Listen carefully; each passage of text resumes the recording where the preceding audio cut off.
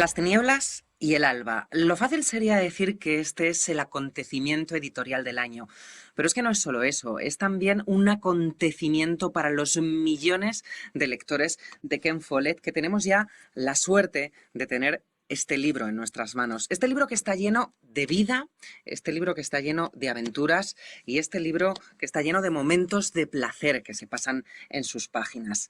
La verdad es que un escritor es alguien que se hace preguntas. Allá por finales de los años 80, Ken Follett se preguntó por qué se construían las catedrales y de aquella pregunta nació Kingsbridge y nació también Los Pilares de la Tierra. Mucho tiempo después, Ken Follett se preguntó cómo sería Kingsbridge antes de tener esa catedral y antes de ser esa ciudad que todos conocimos en Los Pilares de la Tierra. Y la respuesta está en las tinieblas y el alba, porque Kingsbridge era apenas un pueblo perdido que ni siquiera se llamaba Kingsbridge porque ni siquiera tenía puente, que se llamaba Drengs Ferry, y es el lugar en el que sucede todo lo que sucede en este libro que hoy estamos presentando aquí. Y además, bueno, pues tenemos la suerte y el privilegio de poder hablar de todo ello con Ken Follett, que está en su casa. Es una pena que tengamos que hacerlo por videoconferencia porque sabemos que al señor Follett le encanta venir a España a presentar sus libros. Tiene aquí muchos y muy buenos lectores. Señor Follett, Las tinieblas y el alba es una historia de personajes que luchan por avanzar, que luchan por el progreso, que luchan por ver ese futuro y por ver cómo ese pequeño lugar Drengs Ferry se puede convertir en otra cosa, ¿no?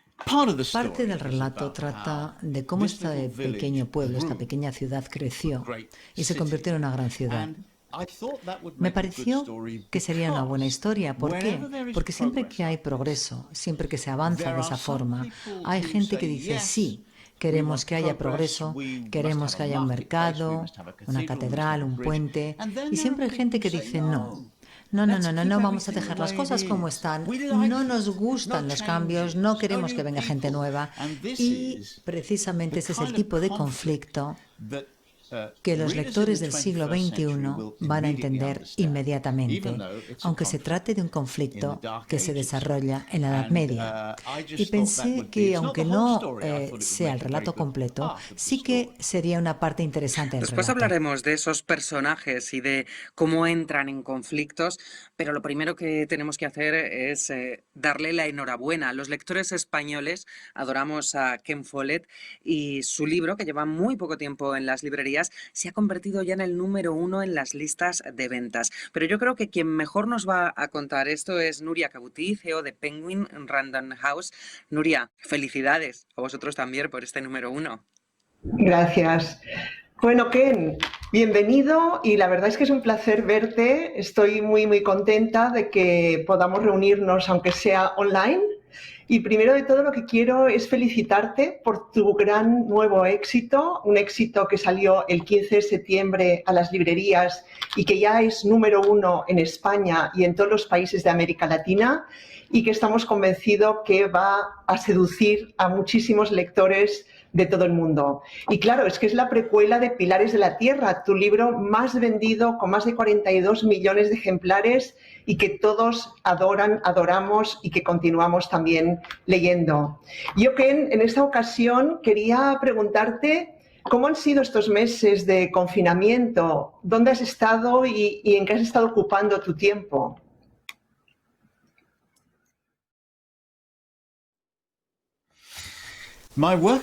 Bueno, mi día laboral, mi día de trabajo, mis días de trabajo han sido los mismos de siempre. Me siento en esta silla, en esta biblioteca, delante de mi ordenador y escribo. Y escribo como he hecho en los últimos años, en todos los años que llevo escribiendo, hasta la tarde.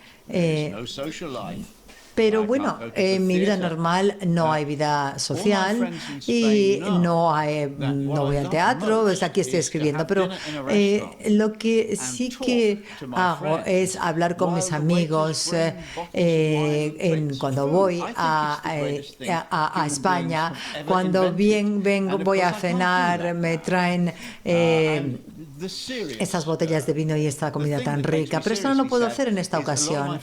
Muchas de mis familias mis familiares viven en Estados Unidos y la pena es que no he podido verlos durante mucho tiempo. Y eso es muy triste y me da muchísima pena porque les echo de menos. Espero que pronto aparezca una vacuna, espero que me pongan esa inyección y pueda ir a ver a mi familia, que les Sí, tengo todos lo muchas ganas de ver. esperamos y esperemos que sea pronto, pronto para todos. Yo creo que una de las ventajas de hoy es que tenemos precisamente la oportunidad de estar en el estudio de Ken Follett. Yo personalmente estuve ahí una vez y la verdad es que lo recuerdo con muchísima curiosidad porque Ken vive en una casa muy bonita en las afueras de Londres y tiene su estudio, que es un lugar con varias pantallas, a veces parece casi un estudio de un ingeniero, varias pantallas trabajando y también muchísima documentación, muchísimos libros. Y yo creo que hoy nos has abierto tu estudio, que es un sitio también muy íntimo, ¿no? Entonces, ¿estás haciendo todas las promociones desde aquí, desde este sitio tan personal, Ken?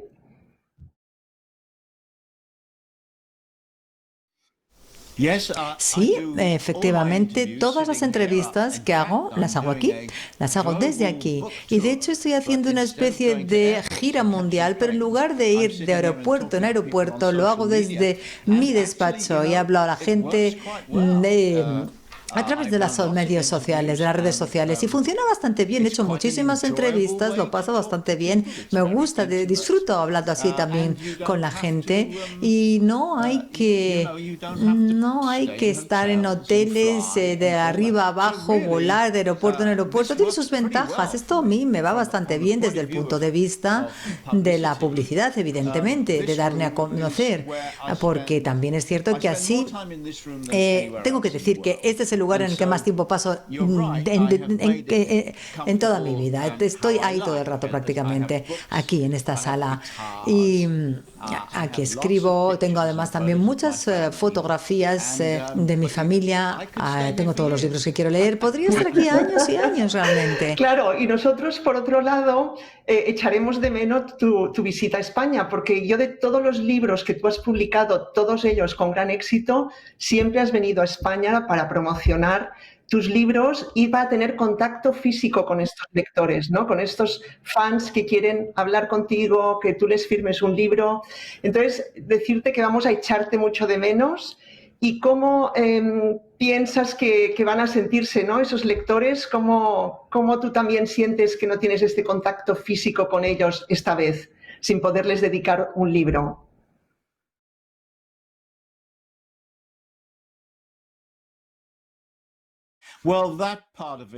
Bueno, esa es la parte que no me gusta. Esto es muy distinto y tienes toda la razón. Por supuesto, yo hago eventos online, hablo con cientos de lectores, miles de lectores al mismo tiempo, pero no les puedo ver. Y ellos me ven, pero yo no les puedo ver a ellos. Y sí es cierto, Nuria, que esto cambia las cosas. Esto no es lo mismo en ese sentido.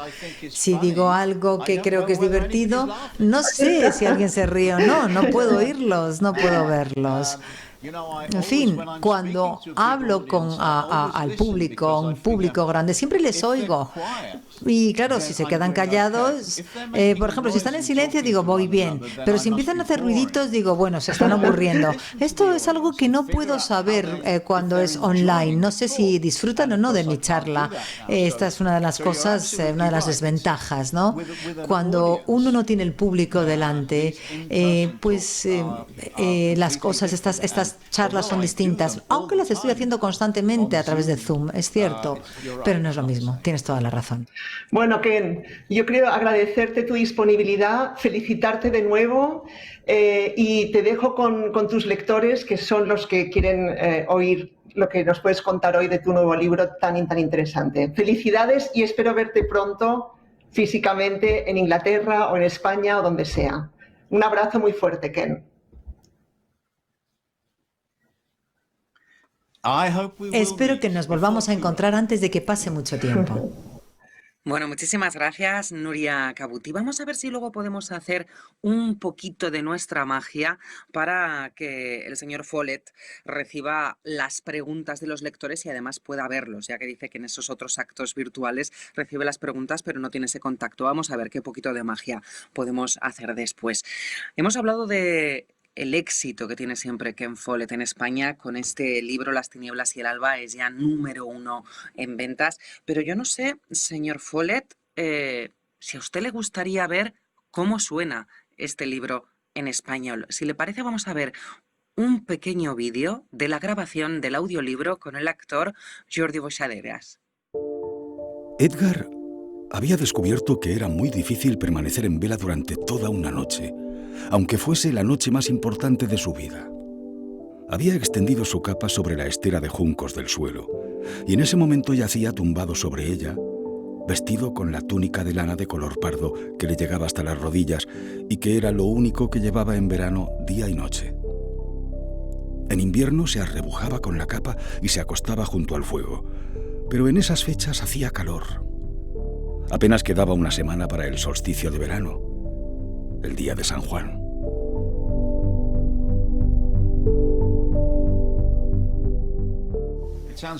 Suena mejor en español.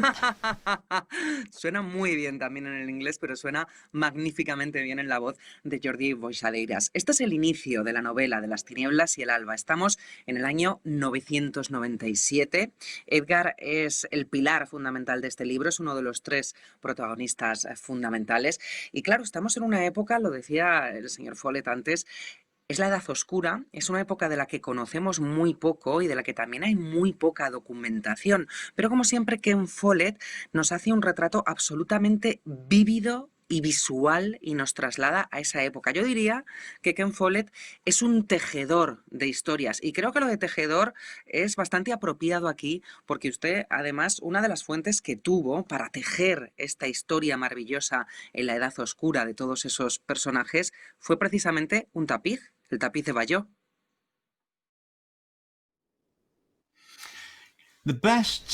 Bueno, la mejor fuente de información de la vida cotidiana en el siglo XI precisamente es un tapiz.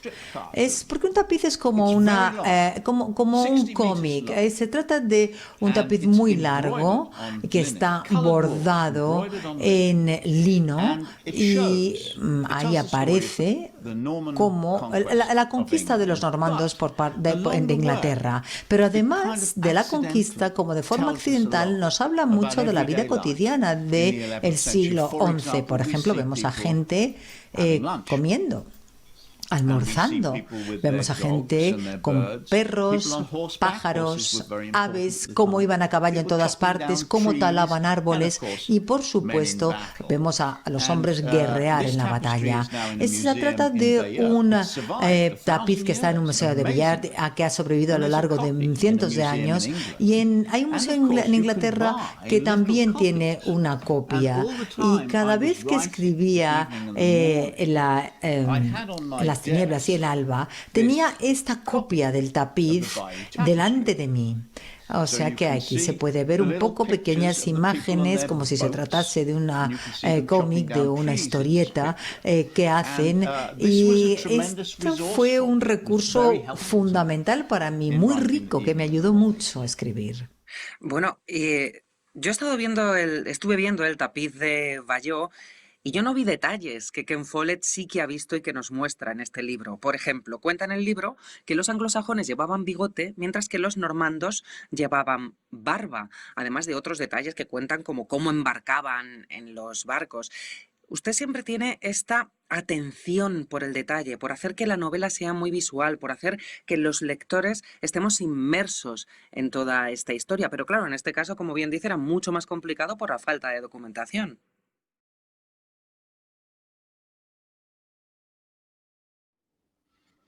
Es cierto porque no escribían mucho. Los anglosajones realmente, pues no eran muy buenos, no se les daba muy bien leer y escribir, por así decirlo. Además, tampoco construían en piedra.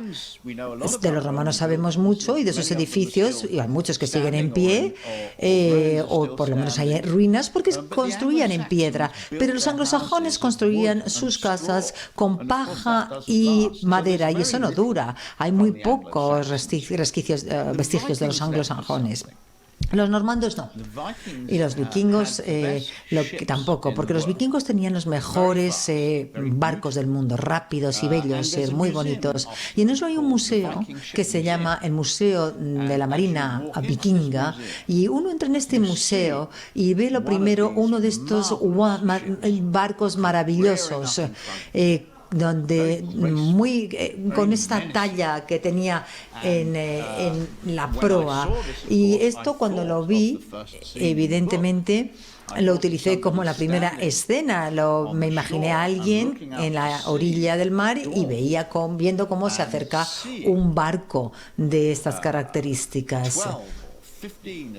O más bien 12, 13 barcos de estos que se aproximaban hacia la costa. Evidentemente, esa persona sabía que llegaba el infierno.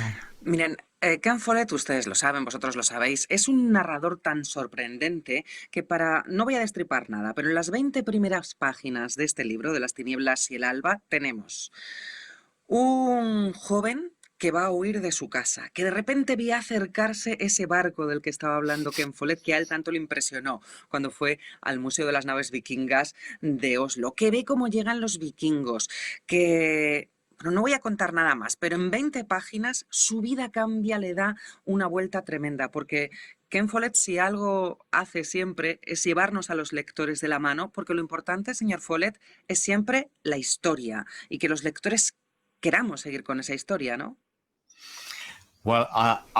Sí, yo creo que esto es lo único que importa, que los lectores quieran seguir leyendo el relato. Yo también soy lector, y lo que me gusta como lector es tener un libro que me hace que no quiera dejar el libro, que quiera seguir leyendo constantemente, y que yo piense, bueno, se está haciendo tarde, pero voy a leer solamente 3 páginas más, unas poquitas más. Y claro, como lector esto es lo que me gusta, y esto es lo que yo quiero dar a mis lectores. O sea que espero que los lectores, al leer la primera escena de Edgar y sus planes, y cómo todos sus planes cambian, tienen que cambiar por lo que ocurre esa noche. Bueno, pues yo espero y confío en que los lectores digan, oh cielos, ¿y ahora qué va a hacer? ¿Qué va a pasar ahora y qué es lo que va a hacer Edgar? Les aseguro que eso es lo que pasa. Cuando uno se mete en las tinieblas y el alba, no puede salir de allí, no puede dejar de pasar páginas. Si hay alguien que se preocupa mucho, además, por cómo se hace esto, es un escritor español. Él es escritor de bestsellers. Además conoció a Ken Follett cuando Ken Follett estuvo en España la última vez en el Friendship Tour. Es nuestro amigo Javier Castillo. Él escribe thriller. Es un gran constructor, además de tramas, para que también le sigamos. Y hoy queríamos que Javier estuviera con nosotros para saludar a Ken Follett. Javier Castillo, muchas gracias por acompañarnos. Muchas gracias, Marta. Hi, Mr. Follett. Nice to see you again. Buenas, hola, ¿cómo estás? Un placer verte otra vez. La verdad es que estoy muy feliz y emocionado por estar este ratito y tener la oportunidad de nuevo de charlar contigo. Y la verdad es que me planteaba un poco qué preguntarte, y siendo escritor, yo creo que lo que más me inquieta y me ilusiona es cómo nacen las historias, ¿no? Y cómo una novela como esta nace. En este caso, al ser la precuela de Los Pilares de la Tierra, que para ti es una novela también muy importante, yo creo que es la novela que se ha convertido como insignia de la humanidad, yo creo que me interesa muchísimo saber cómo nace ese primer párrafo y cómo te sentiste al escribir ese primer párrafo en el que Edgar ya sienta las bases de lo que va a ser y lo que va a conseguir. Bueno, el principio, el comienzo de Las tinieblas y el alba, bueno, pues aparece un joven en una sala oscura, una habitación oscura, y esto es porque tengo que mostrarle al lector el mundo en el que vive este personaje, pero se lo tengo que mostrar poquito a poco, porque de lo contrario es demasiado confuso. O sea que, en primer lugar, El personaje, este joven, está ahí en una sala, en una habitación casi oscura en su totalidad, pero a través de la chimenea, del fuego de la chimenea, puede ver a su familia y el resto de la habitación. Y luego sale. Y vemos lo que hay fuera de la casa, vemos lo que hay dentro, vemos lo que hay fuera. Y luego cruza y vemos la ciudad. Y cada una de estas pequeñas fases van mostrando poco a poco y paulatinamente al lector el entorno, y poco a poco el lector se ve introducido en este mundo del siglo XI, y al mismo tiempo sabemos que algo muy importante está ocurriendo en la vida de este joven. Además, ya nos gusta porque parece un chico majo, ¿no? Pero esperamos que lo que tenga que ocurrirle le vaya bien. O sea que tenemos los dos elementos que necesitamos en la primera escena. Primero, introducir al lector a este mundo imaginario, y ya hemos conseguido conectar con el personaje porque ya queremos que le vaya bien, y nos da un poco miedo que no le vaya bien, ya estamos preocupados por el personaje. O sea que si lo hago bien y lo escribo bien, inmediatamente desde el principio el lector quedará atrapado en la historia. Sí. No, la verdad es que lo has conseguido realmente bien, porque ya estoy completamente enganchado a la historia. Y una segunda pregunta que me guardaba era, yo también escribo con la intención de capturar y atrapar en las tramas, y llega un punto en cuanto a la amplitud que se complica todo y que parece todo mucho más complejo. Y más, a mí me parece ya de maestría conseguirlo en más de 1000 páginas. ¿Cómo te estructuras el proceso para atrapar y mantener esa tensión narrativa continua? Para que constantemente estemos preocupados por Edgar o queriendo saber si consigue lo que se propone. Tienes razón, los libros largos son complicados, pero no deben parecérselo al lector. Yo sé que es complicado, y tú eres un escritor y también lo sabes. Es muy difícil seguir el rastro a todos los personajes. A mí me resulta difícil, pero no debe resultarle difícil al lector, porque no queremos, yo no quiero que mis libros sean difíciles. Hay libros muy difíciles, por ejemplo, Marcel Proust es muy difícil. Yo no soy Proust, yo no soy así, yo no escribo así. Yo quiero que las cosas sean fáciles para el lector. ¿Cómo podemos mantener pues el interés del lector?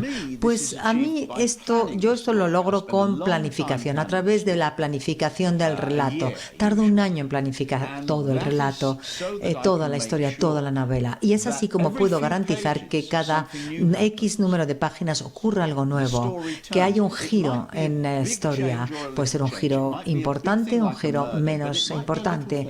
Puede ser un asesinato o puede ser que un personaje cuente una mentira. Pero eso tiene que tener carga dramática, porque cuando alguien cuenta una mentira, el lector tiene que decir, bueno, se está mintiendo, se le va a descubrir, qué vergüenza contar una mentira. Cuando uno cuenta una mentira y se le descubre, qué vergüenza. ¿Le van a descubrir? ¿No le van a descubrir? Esto es un elemento dramático pequeño que también es importante. Cada X número de páginas tiene que haber un elemento dramático que haga que el lector quiera seguir leyendo. Nada, muchísimas gracias, Mr. Foley. Te deseo toda la suerte del mundo, aunque ya sabemos que no la necesitas. Y ojalá esto de la pandemia y del COVID acabe pronto y nos veamos de nuevo en persona. Pues ese es el deseo que tenemos todos. Muchísimas gracias, Javier, por haber estado aquí con nosotros. Gracias. Claro, hablaban Javier Castillo y Ken Follett de cómo el lector consigue involucrarse con esa historia, pero yo como lectora creo que también nos involucramos no solo por la historia, que es absolutamente fascinante, que como explicaba Ken Follett te va llevando de un sitio a otro, va cambiando, sino también por la identificación con los personajes.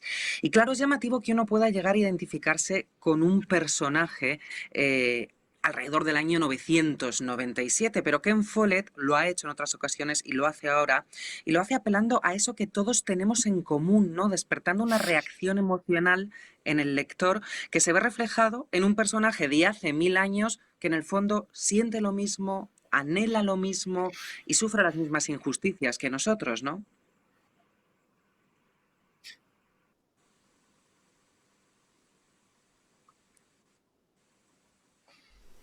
Sí, yo creo que la gente no ha cambiado tanto desde el año 1000. Nuestras vidas evidentemente son totalmente distintas con respecto a la gente, a las vidas que vivía la gente en el siglo XI. Pero las cosas más importantes, las cosas fundamentales que nos preocupan siguen siendo las mismas. Al igual que nosotros, los vikingos y los anglosajones, los normandos, al igual que nosotros, como digo, les preocupaba el amor, el matrimonio, la familia, el trabajo, el dinero, la guerra, la violencia. Estas son cosas básicas a las que preocupa a todo el mundo. Y a mi parecer, hace 1000 años les preocupaban las mismas cosas. O sea que lo que ocurre es que yo escribo sobre ese tipo de problemas fundamentales para todo el mundo. Y parte del placer de escribir una novela histórica es ver cómo esos problemas que son tan familiares para nosotros siguen existiendo en otro periodo de la historia, con paisajes diferentes, con costumbres diferentes, con leyes diferentes, con ropas diferentes, con armas diferentes, con todo diferente. Los problemas y los intereses son los mismos, los fundamentales, digo. Y luego, como digo, lo interesante son las esperanzas y los miedos que tenemos todos, lo que está en el núcleo de la historia. Y eso está en los personajes de Las tinieblas y el alba. Pero ya que hablamos de otro periodo histórico, vamos a darle paso a otro escritor que también se dedica a la novela histórica. Él es especialista en Leonardo da Vinci y en el Renacimiento. Yo creo que ya todos los que nos están viendo saben que estamos hablando de Cristian Gálvez. Cristian, pues aquí tenemos a Ken Follett para que le preguntes lo que quieras. It's a pleasure, Mr. Follett, to be with you. Marta, estás espectacular, como siempre. Enhorabuena, compañera. Gracias. Bueno, Mr. Follett, como amante de la historia, de la literatura y de la buena construcción de los personajes, muchísimas gracias por este cara a cara con gente que le admiramos. Mi interés principal reside en todos esos personajes históricos que, a pesar de su genialidad, al ser señalados por otros, se sintieron en algún momento de su vida fracasados. Por poner un par de ejemplos, Marta lo mencionaba, el propio Leonardo da Vinci, o incluso, si nos vamos a Inglaterra, Charles Chaplin, ¿no? En este caso, Mr. Follett, sus personajes triunfan, pero sus personajes también fracasan. Para el Ken Follett autor, pero también para el Ken Follett persona, ¿qué es el fracaso y qué podemos aprender de él? Bueno, yo creo que todos decidimos personalmente lo que es el fracaso y el éxito. Hay gente muy competitiva para quienes el éxito es algo inalcanzable, que está muy alto, muy inalcanzable. Por ejemplo, un jugador de fútbol y uno por ejemplo, quiere jugar para el equipo nacional y ganar la Copa Mundial.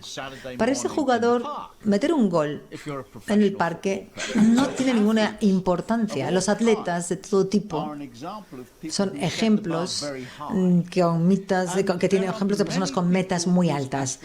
Pero hay mucha gente cuyas aspiraciones son más modestas, pero están igualmente felices.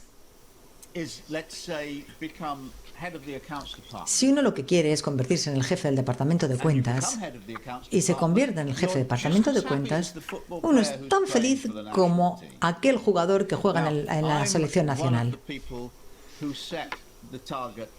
Yo soy una de esas personas que tenía metas muy elevadas. Yo quería ser un escritor de éxito mundial.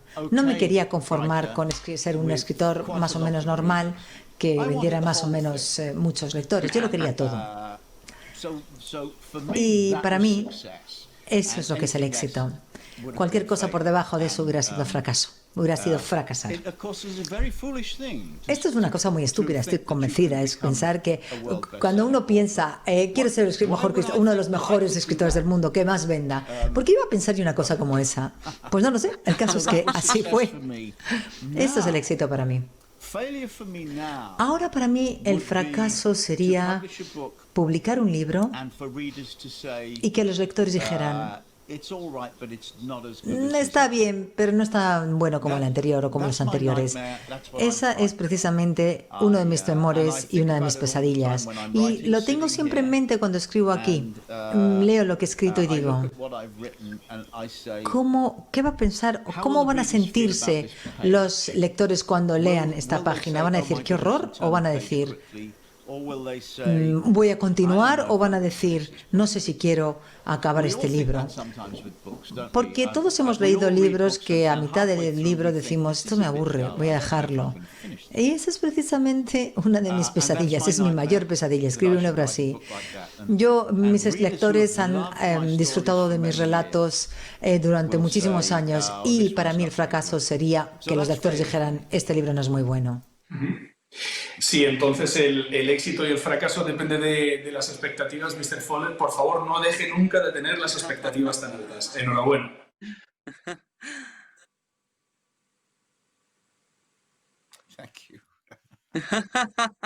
Muchísimas gracias, Cristian. Esta pesadilla que tiene Ken Follett se la puede quitar de la cabeza. Hablábamos de esos personajes y hablaba con Cristian de cómo esos personajes a veces también fracasan, pero claro, es que esos personajes luchan por conceptos y por ideas muy potentes y de mucho peso. Me da la sensación de que los personajes de Ken Follett y también en Las tinieblas y el alba, y no solo Edgar, sino también los otros personajes, Aldred y Ragna, siempre luchan por la libertad y por la justicia. Pero claro, eso en el año 1000 es muchísimo más complicado.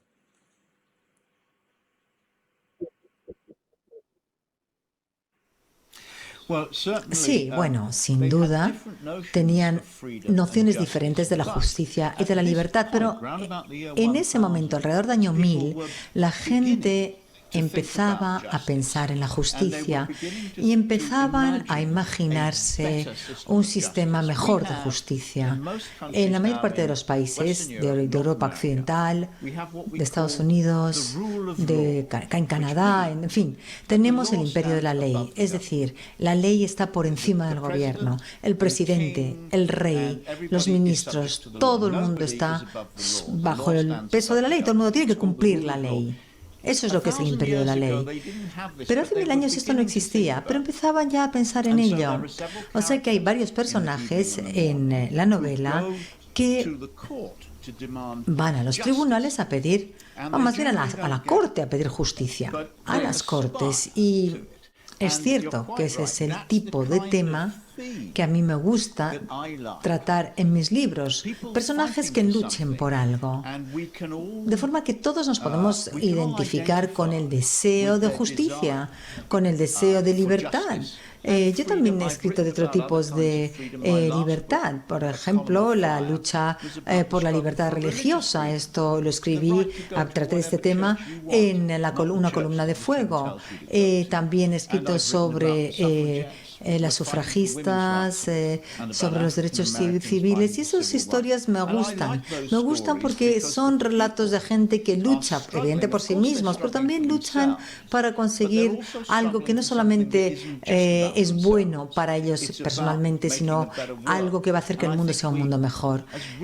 Todos podemos identificarnos con este tipo de luchas y de personajes, porque todos vamos a querer que esos personajes consigan su objetivo para hacer que el mundo sea mejor. Claro, porque además nos gusta ponerle cara, historia a esas personas que han construido un mundo mejor. En este caso, además, nos gusta ponerle cara e historias a esos personajes que estaban en Kingsbridge antes de estar en Kingsbridge, porque para muchos lectores Los Pilares de la Tierra fue una puerta abierta a todo el universo de la lectura. Creo que de eso sabe mucho nuestra siguiente invitada. Ella es Paola Boutillier, ella es booktuber. Fíjense que tiene 175.000 seguidores en YouTube, así que Paola sabe mucho de cómo abrir las puertas a los lectores y cómo hacerles entrar en este maravilloso mundo del libro y en este caso en las tinieblas y el alba. Paola, está aquí Ken Follett, veo que tienes ahí el libro en tu biblioteca, sé que te lo has leído y que lo has disfrutado. Buenas, Marta. Sí, hi, Mr. Follett. It's a pleasure to be here with you. Bueno, la verdad es que es un placer de verdad porque recuerdo de pequeñita siempre lo primero que recuerdo es a mi madre con el libro de los pilares de la tierra en su mesita de noche. Así que sí, es totalmente un placer. La saga de los pilares de la tierra, y preveo también que su precuela, no solo ha enganchado al público adulto, sino también por experiencia propia, ya digo que al más joven. Sé que los jóvenes son unos ávidos lectores, leen muchísimo, pero también le cuesta engancharles a este género porque son muy exigentes, yo os lo digo. Aún así, la saga de los pilares de la tierra ha conseguido enganchar a esos lectores jóvenes y entonces mi pregunta para el señor Follett es ¿por qué cree que ha sido así? ¿Por qué cree que esta saga ha enganchado a todos los lectores, no solo a los adultos, sino también a los más jóvenes? ¿Y por qué? Y bueno, si pensó en llegar a todas estas edades cuando decidió embarcarse en su novela, tanto en esta como en las anteriores. No pienso yo en especial en los lectores jóvenes, si tengo que decir, pero creo que siempre hay un joven, sea mujer u hombre, que buscan su camino, o sea, que tratan de encontrar su camino en la vida. Y yo no trato de atraer a lectores jóvenes, sino a lectores, pero sí que es cierto que hay siempre jóvenes que están tratando de encontrar cuál es su camino en su vida, qué van a hacer. Y esta novela concretamente trata un poco de eso. Y supongo que, claro, esto debe atraer también a gente que se siente así, jóvenes que todavía no han decidido qué quieren hacer. Recuerdo en mi propia vida, imagino que todo el mundo recordará algo así, pero recuerdo cuando yo pensaba en el futuro y pensaba, ¿tendré éxito? ¿Lo conseguiré? ¿Encontraré el amor verdadero? ¿Seré pobre? ¿Seré rico? ¿Me llevarán a la cárcel? ¿Me matarán en la guerra? En fin, estas cosas pueden ocurrirle a cualquiera. Y todo el mundo piensa en ellas. Pero lo principal, yo creo, es que si la gente quiere disfrutar de un libro, no tiene que ser difícil leer ese libro, tiene que ser una lectura fácil. Y yo escribo siempre frases muy claras. No creo que la gente que lea mis libros tenga que leer la misma frase varias veces para darse cuenta de lo que quiere decir. Yo quiero que se me entienda inmediatamente. Y además sé que los jóvenes son impacientes, les cuesta mucho leer libros difíciles que van lentos, pero si yo pienso en el modelo de un escritor que sabe cómo atraer a los lectores jóvenes, es la escritora de Harry Potter, la señora Rowling. Me impresionó cómo conseguía que hubiera cientos de niños haciendo cola para comprar los libros, para que se los firmaran en las librerías. Mis nietos se levantaban a las 7 de la mañana para ir a hacer cola a la librería para conseguir el primer ejemplar del nuevo libro de Harry Potter, sabiendo que no iban a llegar a comprar el libro hasta mediodía de un sábado. Esto es un logro impresionante. Si tú le das a los niños, a los jóvenes, un relato que les interesa, lo van a leer. Por ejemplo, vamos a poner un ejemplo. Don Quijote es un libro muy importante. Es un ejemplo español. Es la primera novela, gran novela escrita. No se le puede obligar a un niño a leer Don Quijote, porque le va a aburrir. Cuando tengan 17 años, sí, entonces les va a estar preparados para leer Don Quijote. Pero cuando sean pequeños, tienen que leer algo que digan, ¡ay, qué divertido! No van a entender Don Quijote. Estoy totalmente de acuerdo con usted, Mr. Follett. Necesitamos drama, acción. Todo eso lo tiene su novela, así que enhorabuena, muchísimas gracias y espero que le veamos pronto por aquí, por España.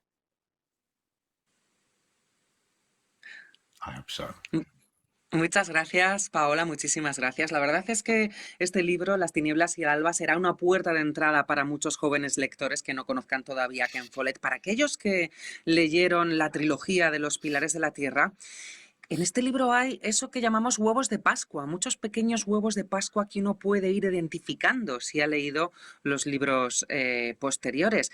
Yo quería preguntarle a Ken Follett, no quiero parecer demasiado codiciosa, pero el libro va del año 997 al año 1007.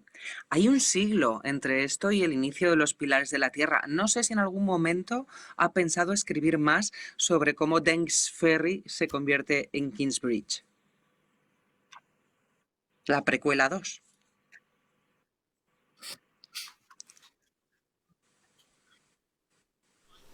No tengo ningún plan, la verdad. No he planificado nada. Pero ya se sabe, no digas nunca que no. No digas nunca de este agua no beberé. Después de Los pilares de la tierra, el primero, no tenía ningún plan de escribir, no había previsto escribir ningún libro más sobre este tema y luego ya he escrito 4.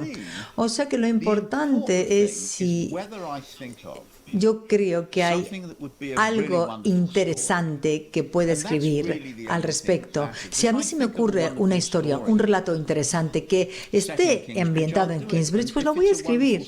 Pero lo mismo haré si se desarrolla en el siglo XIX o en el Imperio Romano. A mí lo que me interesa, lo más importante de todo, es el relato, que el argumento, que el relato sea potente.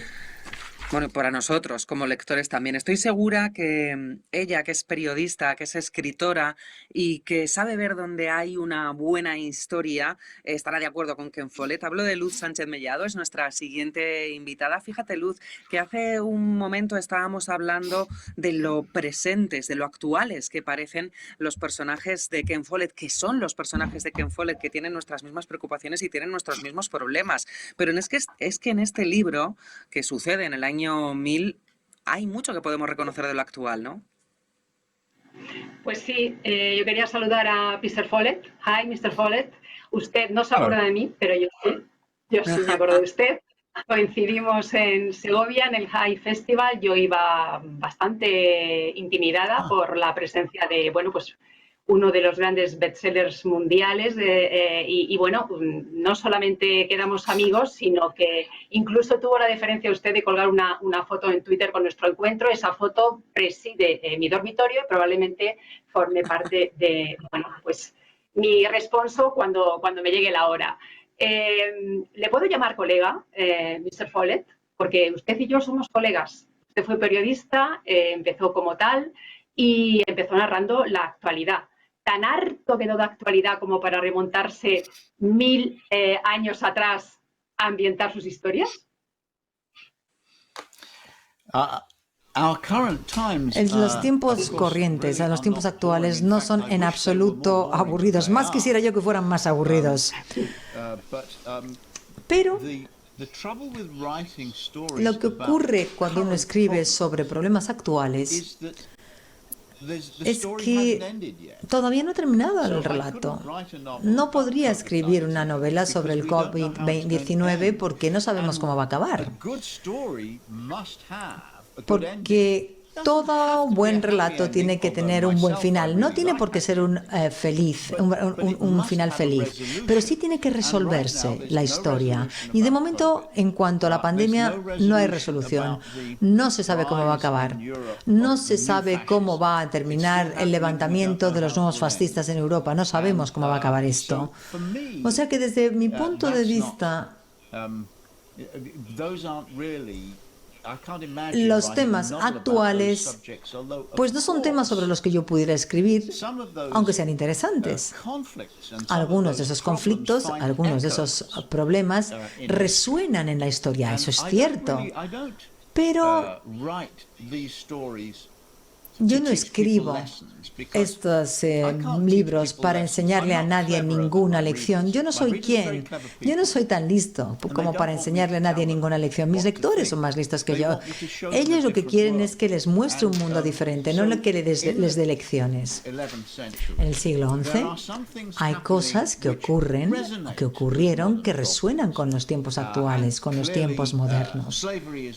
Y, por ejemplo, la esclavitud es una de ellas. En el siglo XI en Inglaterra, la esclavitud era legal. Pero trágicamente seguimos teniendo esclavos en Inglaterra.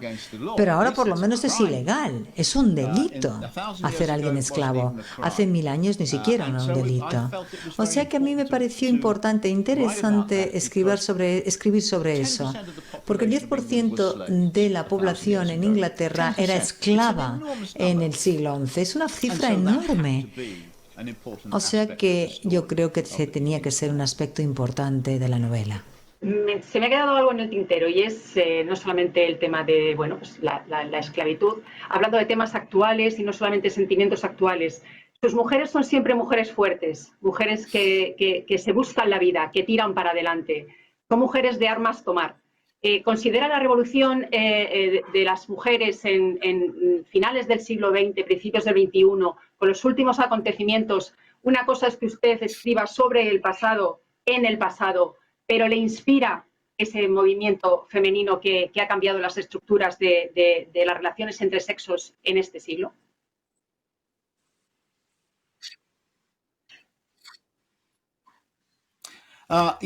Sí, evidentemente este movimiento ha inspirado mi trabajo. Yo era un adolescente en los 60 y recuerdo muy claramente cómo empezó la segunda ola de lo que se llama la segunda ola del feminismo. A finales de los 60 estaba en la universidad y recuerdo que las mujeres que decían queremos que nos traten con igualdad, esta situación es injusta, resulta que estas eran las mujeres que nos gustaban, estas eran las mujeres con las que queríamos salir, estas eran las mujeres que queríamos chinchar, si uno dice, e incluso casarnos con ellas. Y cuando dijeron esto, escuchábamos cuando decían estas cosas. Yo me acuerdo perfectamente. Me acuerdo de que en una ocasión éramos todos muy políticos en la Universidad de Londres, en los 60. Todo el mundo creía en la democracia y todo tiene que ser muy democrático. Y recuerdo que alguien dijo en una ocasión, si todos somos iguales, ¿por qué tiene que ser que siempre hagan las chicas el té? Y fue una cosa curiosa, pero era cierto. Era una cosa absurda si uno quiere, pero era cierto. Y yo pensé, ¿por qué siempre hacen las chicas el té? ¿Por qué siempre paran las chicas el té? Siempre teníamos estas reuniones de tipo político, votábamos, todo era muy democrático, y luego eran las chicas las que preparaban el té. Vamos a ver. ¿Qué estaba pasando? A partir de ahí ocurrieron otra serie de cosas. Y cuando escribí El ojo de la aguja, en un principio quería escribir un relato sobre dos hombres en una isla y uno tenía que matar al otro. Y luego pensé, ¿y no sería más interesante si fuera un hombre y una mujer y uno tuviera que matar al otro? Era una historia mucho más interesante. De hecho, esa idea hizo que el libro fuera infinitamente más interesante. Y además la historia, el relato, era un relato mucho más moderno. Y yo creo que fui yo el primer escritor que hizo que fuera una mujer la protagonista de un thriller, una novela de suspense tradicional. Ahora, la mitad de las novelas de suspense que están en la lista de libros mejores vendidos tienen a mujeres como protagonistas, pero en aquel entonces no. Y a partir de ello siempre he tenido mujeres fuertes y potentes en mis libros. También en mi vida hay mujeres fuertes, tengo que decirlo. De hecho, no se me ocurre ninguna mujer que haya en mi vida que no sea una mujer fuerte. Digamos que esto es algo normal.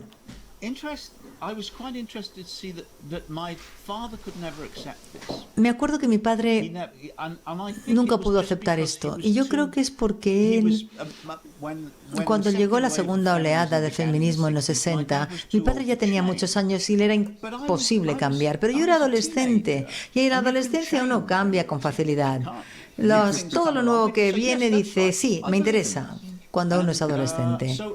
A mí no me costó, pero para mi padre sí fue difícil. A mí me resultó fácil. Y ahora es algo totalmente y perfectamente natural.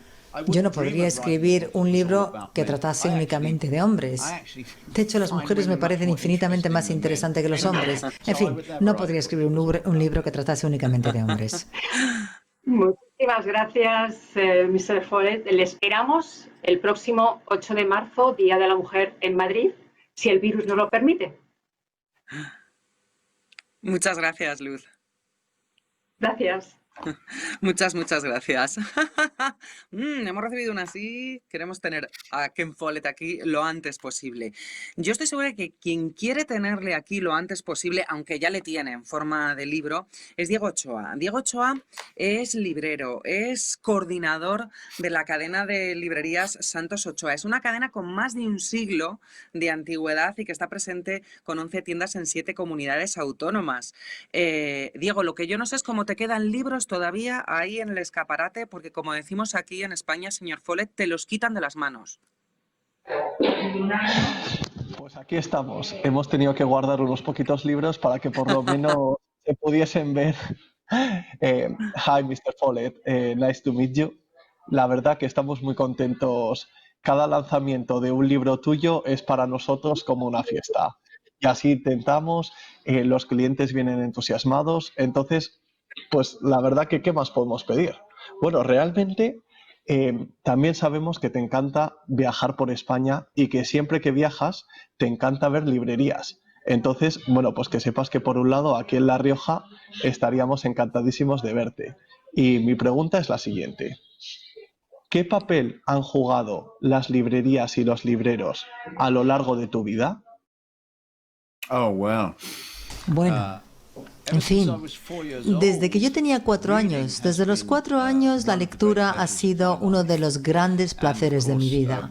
Y evidentemente no hay nada como pasar un rato en una librería, pasear entre los libros, entre todo lo que haya aprendido, inventado o pensado un ser humano está en los libros.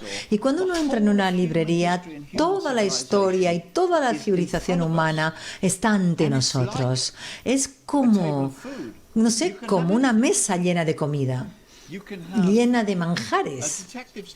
Uno puede tener un libro de historia, un libro de poesía, una novela de detectives, todo ante nosotros. Y cuando yo entro en una librería digo, qué suerte tengo de seguir vivo en el siglo XXI, en este momento, que puedo disfrutar de todo esto. Y encima no es caro. La verdad que desde luego todo lo que comentas es cierto y gracias a autores como tú es como podemos tener las librerías así, con tantísima vida y con tantísimos libros buenos. Así que muchísimas gracias y confiemos en que sea el bestseller del número 1 en España, que estoy plenamente seguro de que así va a ser. Muchísimas gracias y sigue escribiendo así de bien.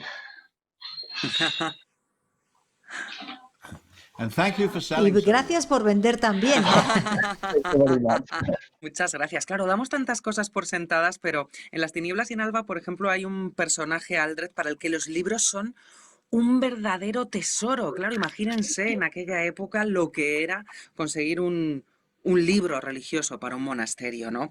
Fíjese, Ken Follett, todo el mundo estamos diciéndole queremos que venga a España, porque es la primera vez que falta, por razones evidentes, a su cita con los lectores españoles. Pero nosotros hemos querido pues recordar algunos de aquellos momentos que para nosotros siempre han sido muy felices, han sido siempre grandes fiestas, las salidas de los libros de Ken Follett. Voy a enseñarle algunas fotos, a ver a qué le recuerdan. Porque mire, por ejemplo, cuando la gente va a Victoria, sobre todo cuando los británicos van a Victoria, se encuentran sorprendidísimos de encontrarse allí con Ken Follett. Recuerda usted el de aquella foto, ¿no? Claro que me acuerdo, claro que me acuerdo. Fue maravilloso. Nunca hubiera creído que nadie hubiera hecho una estatua de mí en ningún lugar. Y heme ahí, justo fuera de la catedral, como si fuera un fan santo. Tengo que decir que mis amigos piensan que yo como un santo, en fin, es una idea muy curiosa, pero estoy muy orgulloso. Bueno, la verdad es que es una escultura maravillosa, además. Tenemos más fotos. Esta es de la presentación de una columna de fuego, donde Ken Follett formaba parte de un cuadro viviente. La verdad es que al señor Follett le gusta España, sabemos que le gusta venir aquí, sabemos que le gusta venir a documentarse in situ, que ha estado, por ejemplo, muchas veces en Sevilla documentándose, pero también le gusta tener contacto con los lectores. Esto fue la presentación de una columna de fuego y la verdad que también fue toda una fiesta, señor Follett.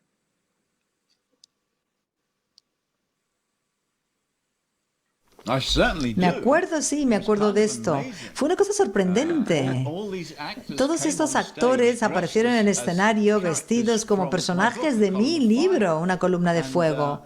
Y ahí estaba yo, entre ellos, en mi traje del siglo XXI.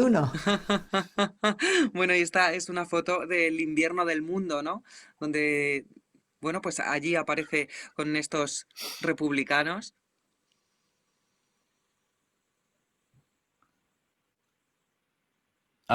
Sí, claro que me acuerdo de esta foto. Pero yo estaba bastante gordo ahí, ¿no? Estas también de un invierno. Sí, estas también del invierno del mundo. Ahora estamos deseando que el señor Follett venga a España, pero claro, yo quería preguntarle algo a Ken Follett, que ahora está en su estudio, en el que nos ha permitido que nos colemos hoy en ese Sancta Sanctorum del escritor, pero nos decía que, claro, está en su casa, evidentemente por razón del COVID-19, del coronavirus, y sabemos que a Ken Follett, para documentarse, incluso para pensar en las tramas de sus novelas, le gusta mucho viajar a los sitios. Supongo que esto también estará echándolo de menos, ¿no? Poder ir a visitar sitios, poder ir a documentarse in situ, poder venir a España por si quiere escribir algo más en lo que aparezca en nuestro país.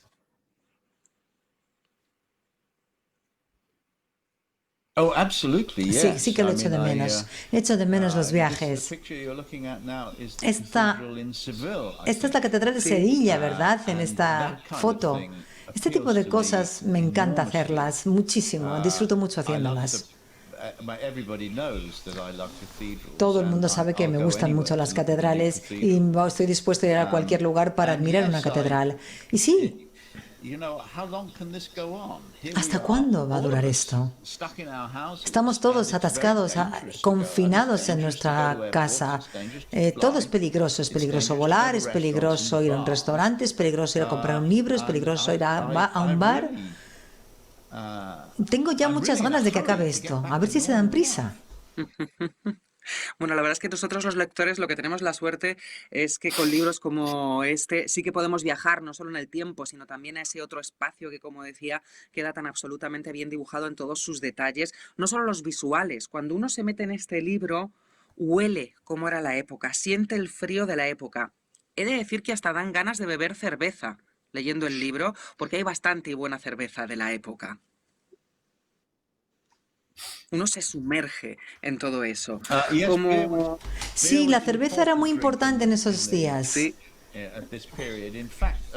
No era realmente cerveza, sino ale, que no es tan... una cerveza suave. Y tenían otra más fuerte, que se llamaba Mi, que era una cerveza que salía de la miel, muy dulce y muy fuerte. O sea que realmente se emborrachaban hasta las patas, francamente. eran terribles bebedores los anglosajones. Yo creo que sigue esta costumbre un poco, ¿no? Bueno, pues en este libro, en el que, como decía, uno pasa a vivir en el año 1000, se han sumergido ya muchos lectores españoles. Nosotros hemos hecho un concurso, ¿sabéis?, en el que os hemos pedido que nos mandarais vuestras preguntas para Ken Follett, porque queríamos que existiera este contacto. Hemos recibido muchísimas, pero vamos a hacer ahora una ronda rápida, señor Follett, en el que le voy a pasar con las preguntas de los lectores. La primera en preguntar es Samantha, desde México. ¿Qué tal? Yo soy Samantha, soy de México y mi pregunta es ¿cuál es la parte que más disfrutas de la investigación, en este caso para entender la construcción de un bote vikingo? Me gustó mucho visitar el Museo de Oslo de barcos vikingos porque me inspiró muchísimo. Solamente ver esos barcos, lo bonitos que eran, la gracia que tenían, lo amenazantes que parecían, todo eso me inspiró enormemente. Y cuando en Las tinieblas y el alba, a lo largo de toda la novela, aunque los vikingos no aparecen siempre en escena, sí que están siempre acechando. Todo el mundo los teme, aunque no aparezcan, aunque no ataquen, la gente tiene miedo de sus incursiones, de esa amenaza. Entonces esa amenaza vikinga está siempre en el trasfondo de la novela, y eso es una cosa que me inspiró ir a este museo. También hay otras cosas que me han gustado mucho. Por ejemplo, uno puede descubrir muchas cosas del periodo anglosajón leyendo libros. Hay libros sobre cómo vestían, cómo comían, qué armas llevaban, cómo eran sus casas. Pero ir a ver las cosas es muchísimo más inspirador que leerlo, y eso es lo que me gusta más en mi Me interesa mucho documentación. que va a contestar Ken Follett a la pregunta que nos hace Karen desde Chile. Hola, soy Karen de Chile y mi pregunta para Ken es si viviera en Kingsbridge, ¿qué rol cumpliría dentro de la ciudad y por qué? Karen, es difícil saberlo, porque realmente no necesitaban ningún novelista. Y es decir, en la Edad Media nadie necesitaba a ningún novelista. Si pienso en otras cosas que uno pudiera hacer en Kingsbridge, pues yo sería monje. Yo creo que tengo que decir a Karen honestamente que no podría ser tampoco monje, porque lo odiaría. Lo odiaría porque me gusta mucho la compañía femenina. Pero bueno, ser soldado tampoco, porque no soy un tipo muy alto y lo mío no es la lucha. O sea que sería un terrible soldado. Tampoco podía ser un agricultor, un granjero, porque cuando era pequeño me acuerdo que mi padre me dijo, cultiva este trocito del jardín, y nada, nunca creció en ese trocito de jardín, de huerta. Nada de lo que yo planté creció, nunca. O sea, ¿qué podría hacer yo, pues, en aquel entonces? Pues supongo que lo único que, aparte de escribir, se me ocurre que puedo hacer es la música. O sea que seguramente, quizá, probablemente hubiera podido tocar el órgano en la iglesia, sí.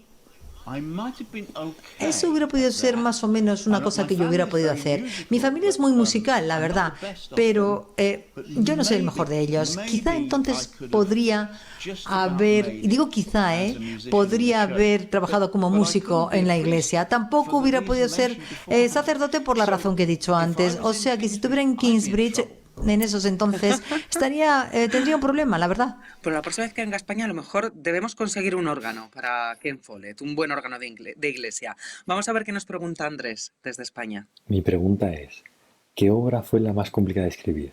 ¿Los Pilares de la Tierra, alguna de las secuelas o la precuela que se acaba de publicar? Gracias. Los pilares de la tierra me costaron muchísimo. Nunca había hecho nada parecido anteriormente y fue difícil. Nunca había escrito un libro tan largo.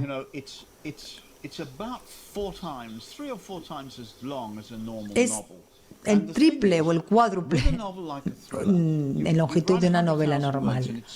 Cuando uno, vamos a ver, normalmente uno escribe unos cientos de páginas en una novela normal y ha terminado. Y aquí después de las primeras 100 primeras páginas, uno no ha terminado de empezar. Y cuanto más escribe, más complejo se va haciendo y más tiene que escribir uno. Evidentemente esto es algo más difícil para un autor, pero también es mucho más satisfactorio para el lector, porque uno puede sumergirse en la vida de los personajes, en la época de los personajes, en todo lo que le ocurre a los personajes. Normalmente una novela normal cubre la vida de los personajes, pero en un tramo pequeño, mientras que unas semanas, unos meses, como mucho unos años. En cambio, en Los pilares de la tierra y en una novela larga como las que yo escribo es toda una vida. Entonces uno puede profundizar muchísimo más en los personajes, pero claro, es mucho más difícil hacerlo. Y cuando yo terminé Los pilares de la tierra pensé, estoy agotado, estoy realmente agotado. Fueron 3 años y 3 meses en el que acabé exhausto. El último año recuerdo que trabajar incluso viernes, sábados y domingos. Era demasiado largo el proceso, o sea que fue realmente muy difícil para mí. Y tengo que decir lo siguiente, Andrés, nada de lo que he hecho con posterioridad ha sido tan difícil como escribir Los pilares de la tierra. Bueno, pues ya por último, desde Argentina, esta es la pregunta de Sergio. Hola, mi nombre es Sergio de Córdoba, Argentina, y me gustaría preguntarle a Ken qué personaje o qué personajes de su libro le gustaría conocer en la vida real y por qué.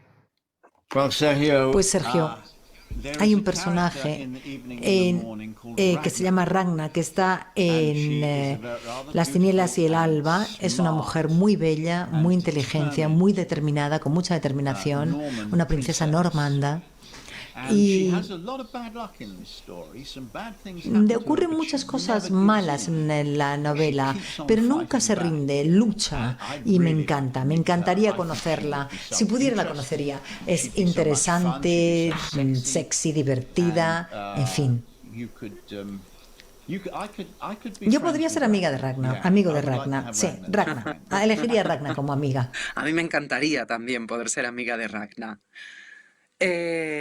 Señor Follett, había muchos más lectores que nos querían mandar más preguntas. Tenemos todavía la esperanza de que esto pase, pueda venir a España y podamos tener un encuentro en algún momento de nuevo con usted en persona. La verdad es que ha sido un honor. Muchas gracias, Ken Follett, por este magnífico libro, Las tinieblas y el alba. Muchas gracias por habernos permitido viajar a esta época con estos personajes. Muchas gracias también a Isabela Ozores, que es la traductora habitual de Ken Follett en sus visitas a España. Gracias, esperamos verle pronto. Muchísimas gracias a Isabel y a Marta. Bueno, ha sido un placer escuchar a Ken Follett. Vosotros, lectores, no os vayáis porque vamos a despedirnos con un pequeño documental, On the Trail of History, donde vemos a Ken Follett haciendo toda esa búsqueda, visitando el tapiz de Bayeux, visitando el Museo de las Naves Vikingas, es decir, los lugares de donde sacó la inspiración para Las tinieblas y el alba. Muchas gracias a todos.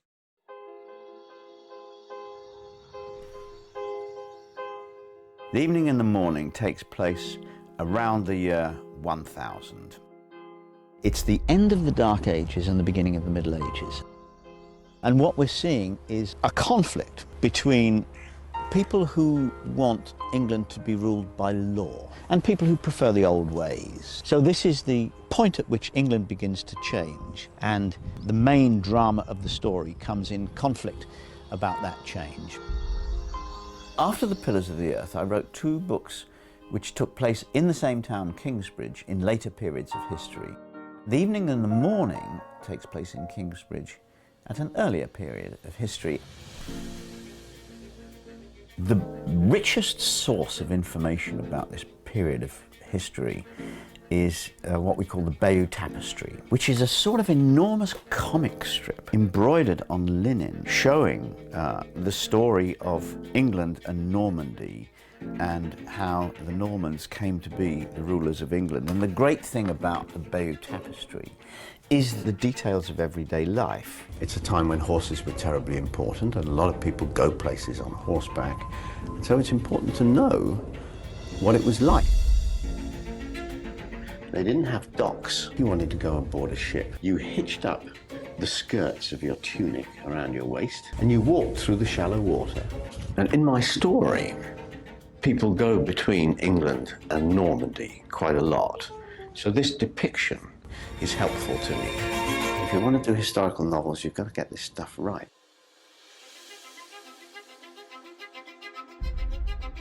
Now, architecture excites me because it tells of a way of life, you see.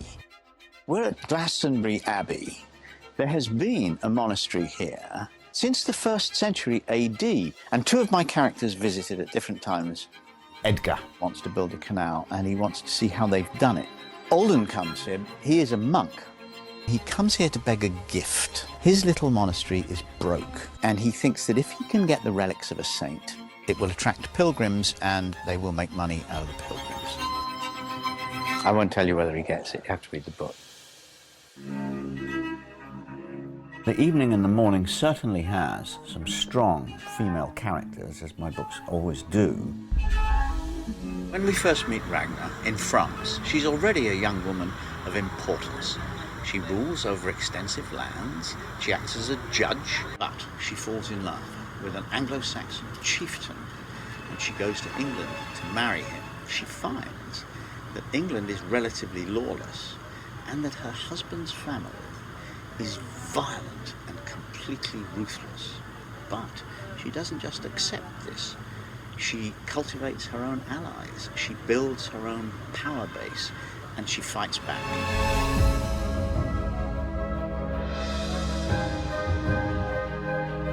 Hello. Welcome. Wow. One of my characters is a boat builder, Edgar, who is really the hero of the story. The best boats at the time were those of the Vikings. Happily, there is in Oslo a wonderful museum called the Viking Ship Museum. They have reconstructed the warships in which the Vikings came from Denmark and Norway to raid southern England. When they attacked towns and villages, they would steal anything valuable that they could carry away, like silver ornaments from the church. They also took the young men and women as slaves. The worst thing you could see would be 5 or 6 of those damn Viking ships approaching up the river or approaching the beach of your town. Then you knew you were in for hell on earth. In the opening of my story, the young hero, Edgar, is on the beach at dawn, and coming towards him, this is what he sees, with a dragon's head right at the front. And of course, it's a completely terrifying sight. So here is a dragon's head. Gosh, the carving is extraordinary, isn't it? The look, the grandeur, and the grace of those ships is really a very important image for this book.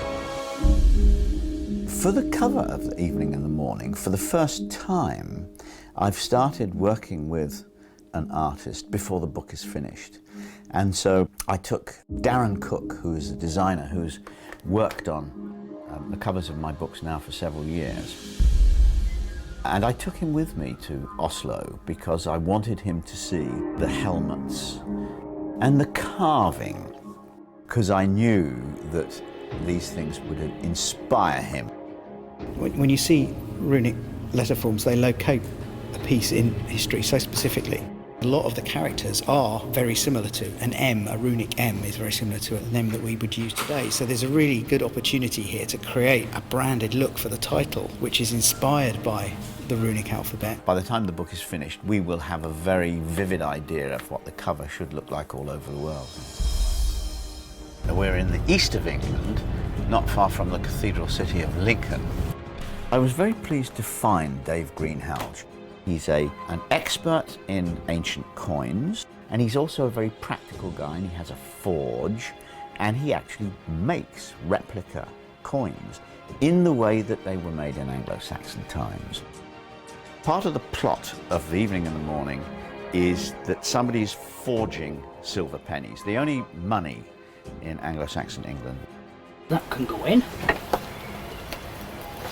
This is how you make the fire hotter.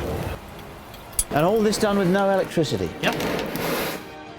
They take a pound of silver penny, melt it down, mix it with a pound of copper, and make twice as many pennies as they had before. Double your money. Oof. If you just tried to imagine this, you would have no idea. A novel is full of physical details of houses and churches and landscapes. All emotional stuff is based on physical description, and all physical description ought to have emotional weight. You've got to make it real in the reader's mind. You've got to make the reader have an emotional reaction to this story. It's a kind of enchantment. I'm in this book, and I really care more about what's going to happen in the next chapter of this book than what's going to happen to me tomorrow. That's a magic spell, and it's actually, in the end, it's the only thing that matters.